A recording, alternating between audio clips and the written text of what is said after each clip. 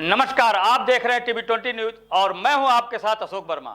आज TV 20 news की studio में मेरे साथ मौजूद हैं डॉक्टर एपी सिंह, जो सुप्रीम कोर्ट के वरिष्ठ अधिवक्ता हैं और पूरा देश आपको जानता है। आप राष्ट्रीय प्रवासी मंच के आप संरक्षक भी हैं।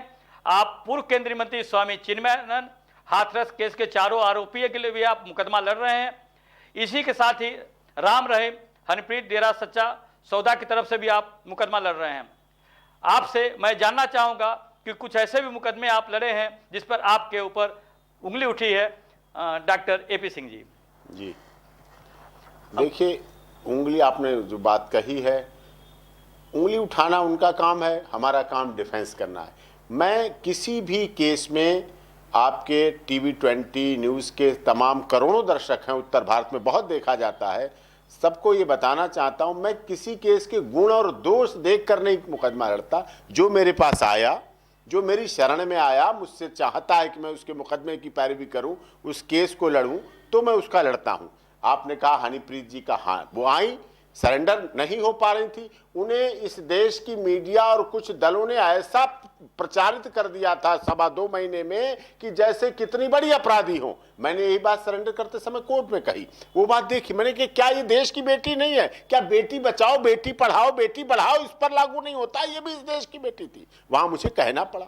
स्वामी चिन्मयानंद के केस में आपने देखा किस तरह से उन पर फंसाया गया, राजनीतिक षड्यंत्र शामिल हुए, और शाहजहांपुर में एक यूनिवर्सिटी बहुत बड़ी बनने जा रही थी, उन्हें भी बहुत राजनीतिक लाभ मिलने जा रहा था। इसीलिए राजनीतिक दलों ने मिलकर उनके खिलाफ ऐसा षड्यंत्र रचा और फिर इलाहाबाद उच्च न्यायालय ने कहा कि दोनों ने एक दूसरे को प्रयोग किया। इसका मतलब यह भी हुआ कि कोई मेंस राइट की बात सुनने वाला नहीं है। आज पुरुष आयोग नहीं है, महिला आयोग है, महिला मंत्रालय है, महिला हेल्पलाइन है, महिला हेल्प डेस्क है, लेकिन ना पुरुष आयोग है, ना पुरुष मंत्रालय, ना पुरुष हेल्पलाइन है, ना पुरुष की कोई सुनने वाला है। तो उसी स्थिति में भी है। अभी पीछे एक मामला था गायत्री मिशन संस्थान का, डॉक्टर प्रणब पांड्या, बहुत बड़ा संस्थान है, हिंदुत्व का संस्थान है। गायत्री मिशन परिवार पंडित श्रीराम शर्मा आचार्य जी का बनाया हुआ, हरिद्वार, मथुरा, बहुत जगह है। लेकिन उनके जो प्रमुख डॉक्टर प्रणब पांड्या था, उन पर रेप का आरोप लगा। एक ना पीड़िता नाबालिग थी, उसकी तरफ से मैंने लड़ा। पीड़िता थी, आई थी, लॉकडाउन में आई, किसी तरह हमारे पास आई, उसकी FIR हुई, 0 FIR दिल्ली में हुई, फिर वो FIR हरिद्वार में ट्रांसफर हुई, वो प्रोसीडिंग चली। मैंने उसकी तरफ से हरिद्वार दे और नैनीताल हाईकोर्ट, लॉकडाउन था, कोरोना चल रहा था, उस समय मैंने उसकी पैरवी की और उसको न्याय दिलाने की लड़ाई ली। तो देखिए अशोक कुमार जी, जो ये लड़ाई है, वो जो मेरे पास आता है, मैं उसकी कानूनी लड़ाई लड़ता हूं और ये मेरा फर्ज भी है, मेरा दायित्व भी है। उसे न्याय दिलाऊं, न्याय दिलाने के लिए प्रयास करूं। न्याय की access to justice for all हमारा देश का संविधान कहता है, भारत का संविधान कहता है कि न्याय सबको मिलना भी चाहिए और न्याय सबको दिखना भी चाहिए। न्याय का मतलब केवल सजा हो जाना, फांसी हो जाना ही न्याय नहीं है। न्याय बरी हो जाना, न्याय बेल हो जाना, न्याय छूट जाना, न्याय केस झूठा साबित हो जाना, वो भी न्याय है, उसको भी न्याय माना जाना चाहिए। आप कैसे समय निकाले हैं आजमगढ़ आने के लिए? आप राष्ट्रीय प्रवासी मंच के राष्ट्रीय संरक्षक भी हैं, जिस सिलसिले में आप आजमगढ़ आए हैं। हाँ। ये सौभाग्य की बात है कि आप इतना व्यस्त समय निकाल कर आ जाए। तो कैसे आप एक तरफ सुप्रीम कोर्ट का वकील, बड़े बड़े लोगों का केस आप लड़ रहे हैं, और जहाँ एक एक मिनट आपका बहुमूल्य होता है, उसके बाद भी आप आजमगढ़ में आए हैं और आकर के एक प्रवासी मंच के जो कार्यक्रम हैं उन लोगों से जुड़े हुए हैं, आप उस संरक्षक भी हैं, तो उस पर कैसे आप समय निकाल लिए? आज राष्ट्रीय प्रवासी मंच का यहाँ भी कार्यक्रम था, कल अम्बेडकर नगर में था, वहाँ कार्यक्रम थे 3-4, वहाँ कार्यक्रम थे, आज 2-3 यहाँ कार्यक्रम थे। तो यहाँ के उस संरक्षक के रूप में जो कार्यक्रम था, इसमें आया हूँ। और यहाँ भी हमें देखने में बात मिली है, यहाँ भी बाहुबली लोगों का बोलबाला है। ये तो आप लोगों की चौथा स्तंभ, मीडिया चौथा स्तंभ है, और आप टीवी 20 न्यूज़ के द्वारा ये लड़ाई लड़ रहे हैं कि जहां लोगों को अन्याय हो, जिसे अन्याय का सामना जब करना पड़ता है तो आप उनकी लड़ाई लड़ते। उसी लड़ाई में हम भी शामिल हैं, उसी लड़ाई में राष्ट्रीय प्रवासी मंच भी शामिल है कि किसी के साथ अन्याय नहीं होना चाहिए। भूमाफिया यहाँ काबिज है। यहाँ तो हमें ये तो शिकायतें मिली कि राशन जो मोदी जी और योगी जी भेजते हैं 5 किलो मिलने के लिए गेहूं और 5 किलो चावल, वो मिलता है जाके 3 किलो, और 3 किलो गेहूं, 3 किलो चावल, और जो 2 रुपए गेहूं देते हैं वो 3 किलो हो जाता है मिलते समय गेहूं, और 4 रुपए किलो चावल हो जाता है। एक एक रुपया, एक एक किलो पे बढ़ा दिया जाता है। जो आवास भेजे जाते हैं बनने के लिए, उन आवासों पर पैसे ले लेते हैं यहाँ ग्राम प्रधान, ब्लॉक प्रमुख, अधिकारी, निम्न अधिकारी, तब वो आवास मिलता है। नहीं कि घर विहीन, जिसको घर नहीं उसको घर देने की योजना मोदी जी और योगी जी की है, लेकिन उसकी कंप्लायंस क्या होती है? यहाँ पूरा ये अन्याय। और दबंगों की सहायता करती पुलिस बनी है, दबे कुचले शोषित पीड़ित मजदूर और मजलूमों की मदद के लिए पुलिस बनी है, लेकिन पुलिस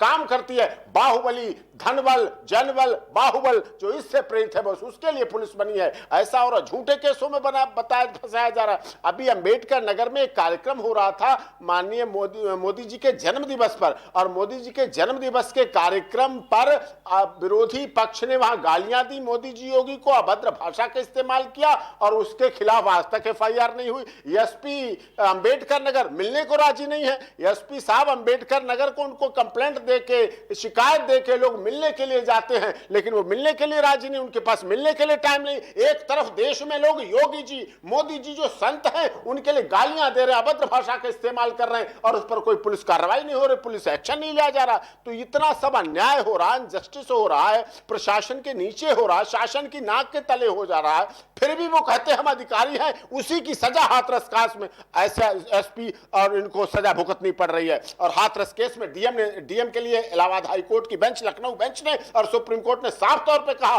कि आपकी अगर बेटी होती तो आपके रात के 2:30 बजे जिंदा जला देते, किसी बाहुबली की बेटी होती तो आपके उसको लाश को अंतिम संस्कार कर देते, इस तरह से ऐसा करने देते।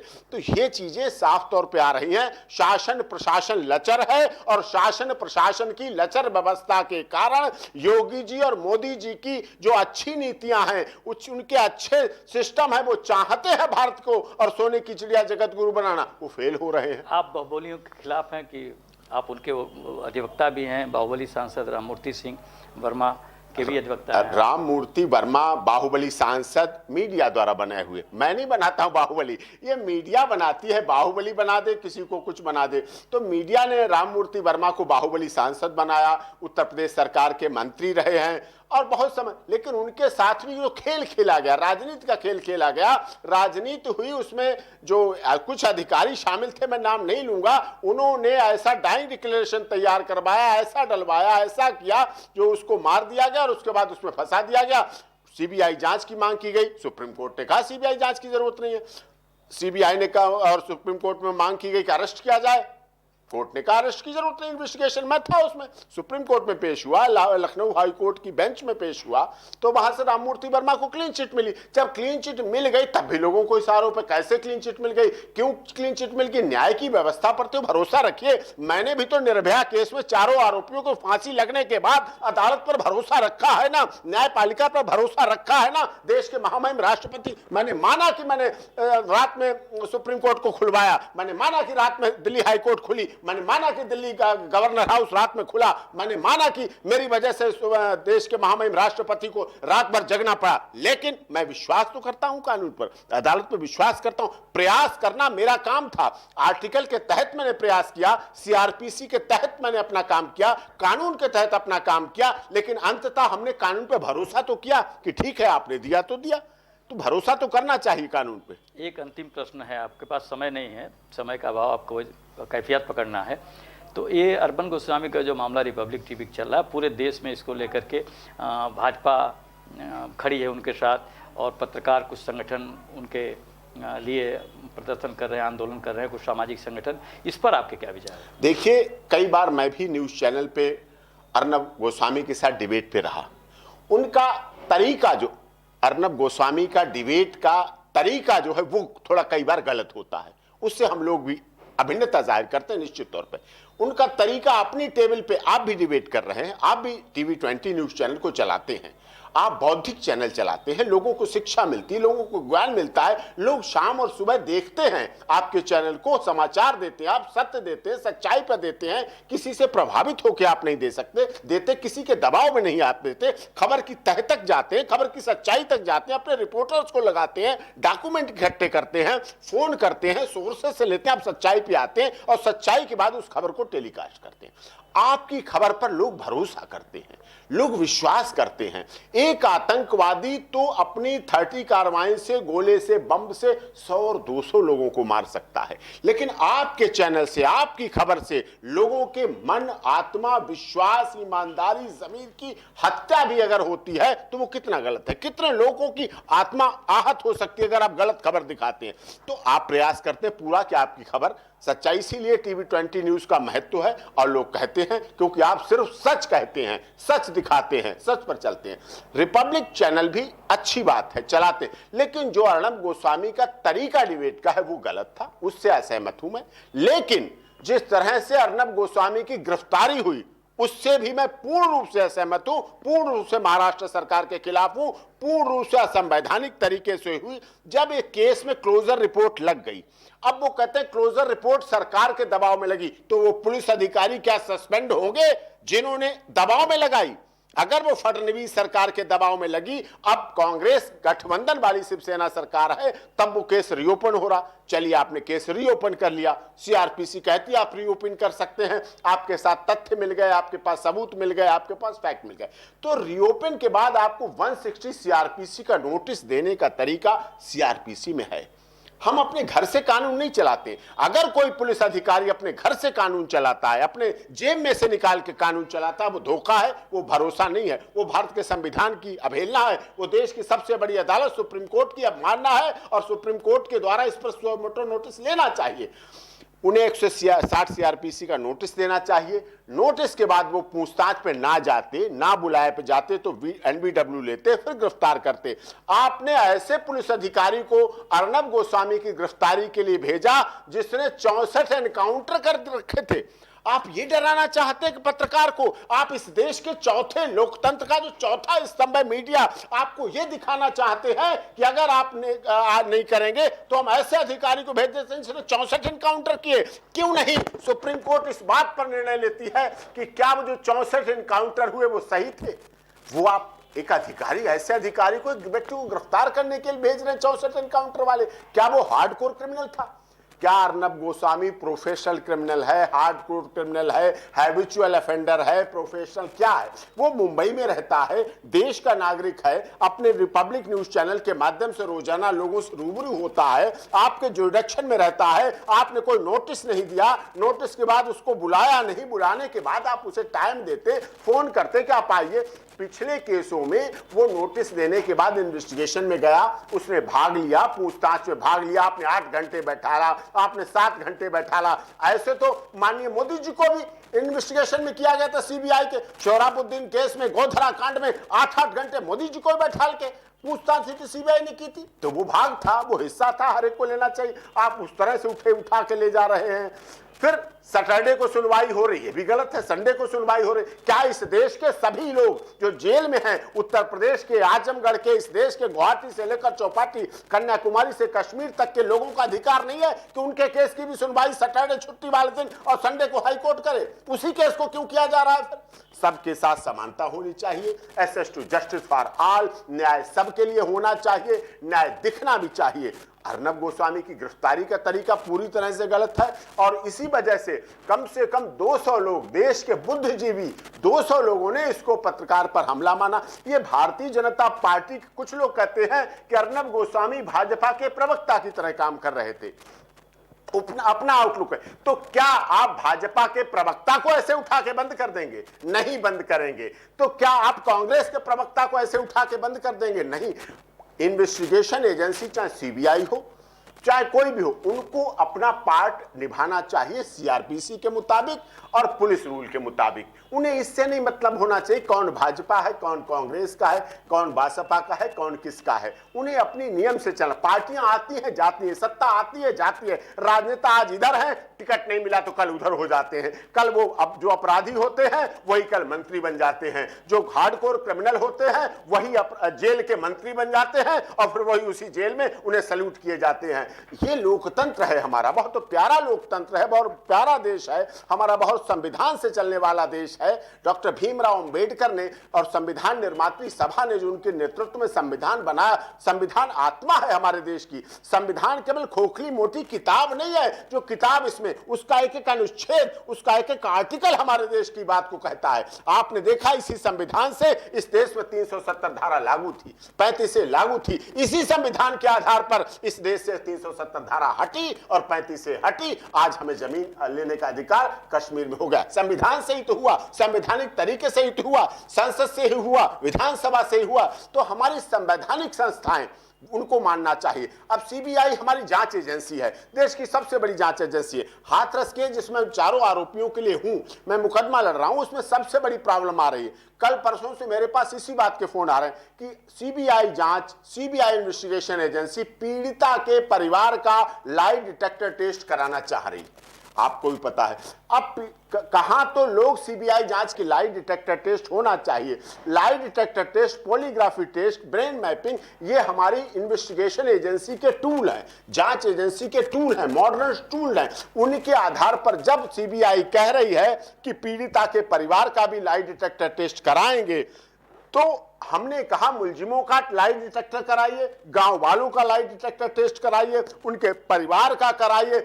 देश की, विश्व की जो बड़ी से बड़ी जांच एजेंसी हो, जो तरीका हो, इनका काम करिए, इनकी जांच करिए और ये मुझे विश्वास है निर्दोष साबित होंगे। SC ST एक्ट का उसमें दुरुपयोग हुआ वो भी सामने आएगा, सब चीजें सामने आएंगी। अब पीड़िता के परिवार वाले कह रहे हैं हम लाई डिटेक्टर टेस्ट नहीं कराएंगे। क्यों नहीं कराओगे? चोर की दाढ़ी में तिनका है क्या? फिर इसका मतलब सिद्ध हो गया आपने SC ST एक्ट का भी दुरुपयोग किया, रेप का भी दुरुपयोग किया, गैंग रेप का भी दुरुपयोग किया, मर्डर का भी दुरुपयोग किया। तो आप इन महिला कानूनों का दुरुपयोग करके पुरुषों को झूठा फंसाने का काम इसलिए कर रहे हैं क्योंकि पुरुष आयोग नहीं है, पुरुष हेल्पलाइन नहीं है, पुरुष मंत्रालय नहीं है, पुरुष हेल्प डेस्क नहीं है। तो ये भी देश के पुरुषों के साथ, इंसानों के साथ तो गलत है। इसका मतलब आप बेटी बचाओ बेटी पढ़ाओ छोड़ दीजिए, बेटी बचाओ बेटी पढ़ाओ, बेटों को मरवाओ, बेटों को झूठे केस में फंसवाओ और बेटों को जेल में सड़वाओ और बेटों को फांसी पे चढ़वा दो। इसका तो अर्थ ये हुआ ना, इससे तो ये सिद्ध नहीं होता है। आपको सबको समान रूप से करिए, बेटा बेटी एक समान, दोनों को है सब अधिकार। आप फिर सवाल आते हैं आप लोगों की तरफ से, रेप कैसे रुकेंगे? रेप कानून सख्त से सख्त बन गया।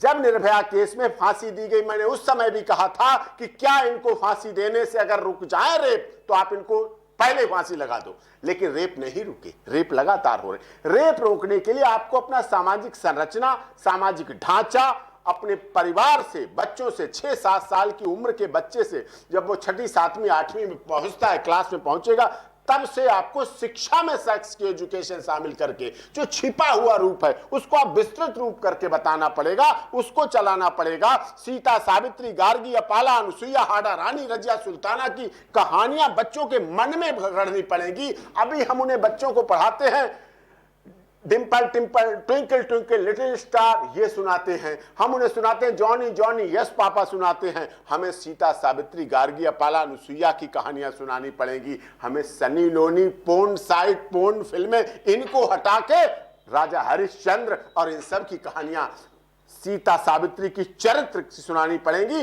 और उन्हें बताना पड़ेगा कि यदि हमारा धन गया तो कुछ नहीं गया, स्वास्थ्य गया तो कुछ गया, और यदि चरित्र चला गया तो हमारा सब कुछ चला जाएगा। हमें चरित्रवान बनाने के लिए निचले स्तर से काम करना पड़ेगा। अब लोग सवाल उठा देते हैं कि आप हमारे लिए तो कह रहे हैं संसद और विधानसभा में जो बलात्कारी सांसद बैठे हैं उनका क्या होगा? तो सरकार को पहले अपने गरेबान में झांकना पड़ेगा। क्या देश की पार्टियां भाजपा, कांग्रेस और बसपा बलात्कारी, लुटेरों, डकैतों, किडनैपर, हाईजैकर, ब्लैकमेलर, इनको टिकट देना बंद करेंगी? जब इनको टिकट देना बंद करें, बाहुबली दबंगपन खत्म हो, तब उसके बाद बात करें ना आगे की, तब बात करें लोगों की। गरीब के गले के लिए फांसी का फंदा बना हुआ है अशोक कुमार जी इस देश में, मैं कह रहा हूं दावे के साथ।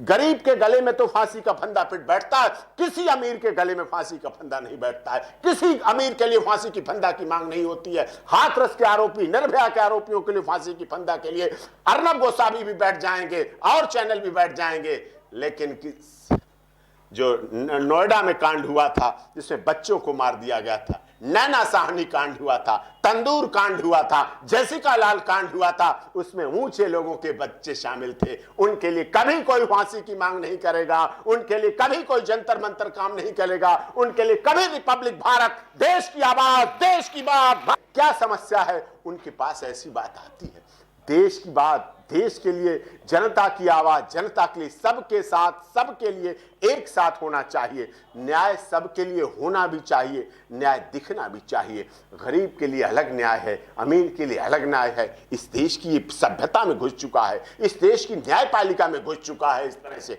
उन्हें इससे बचाव करना चाहिए। छोटे से छोटा व्यक्ति का जब झगड़ा होता है, देखिए लोगों की अवधारणा बताइए आप, छोटे से छोटा व्यक्ति जब लड़ता है आपस में तो कहता है I will see in court, मैं तुम्हें कोर्ट में देखूंगा। कितने दिल से वो कहता है कि मैं तुम्हें कोर्ट में देखूं। उसे जानता है कि उसका भरोसा है कोर्ट से न्याय मिलेगा, कोर्ट में न्याय होगा, कोर्ट में न्याय का मंदिर है, कोर्ट में जज साहब का स्थान इसीलिए ऊंचा रखा जाता है कि वो दोनों पक्षों को बराबर देख ले। लेकिन क्या आज की अदालतें अपने दिल पर हाथ रखेंगी? वो न्याय कर रही है, न्याय हो रहा है, न्याय मिल रहा है, न्याय दिख रहा है। क्या फैसले प्रेरित नहीं है? क्या फैसले दबाव में नहीं है? आर्टिकल 365, 375 फिल्म मैंने देखी, मेरे जीवन पर ही बनाई, कई फिल्में मेरे जीवन पर बनाई उन्होंने, और देखा उनके डायरेक्टर हमारे साथ रहे। उनमें साफ तौर पे दिखाया गया कि नीचे जन आंदोलन हो रहा है और जन आंदोलन के बाद ऊपर खिड़की खुलती है, दो जस्टिस देखते हैं इधर से उधर, दो जज देखते हैं और फिर फैसला बदल देते हैं और फैसला खत्म कर देते हैं दबाव में। मीडिया ट्रायल केस का नहीं होना चाहिए, इन्वेस्टिगेशन साफ तौर पे होनी चाहिए, साफ सच होनी चाहिए। पुलिस प्रशासन, CBI, IB, इन जांच एजेंसियों को पूरी तरह से साफ तौर पे जांच करनी चाहिए। यह आवश्यक है हमारी न्यायिक प्रणाली के लिए। आप स्टूडियो में आए, बहुत सी खुलकर बातें आपने की, इसके लिए आपको बहुत बहुत धन्यवाद। और आप स्वस्थ रहें, प्रसन्न रहें। फिर आगामी देखिए कब हमारी आपकी मुलाकात होती है। धन्यवाद।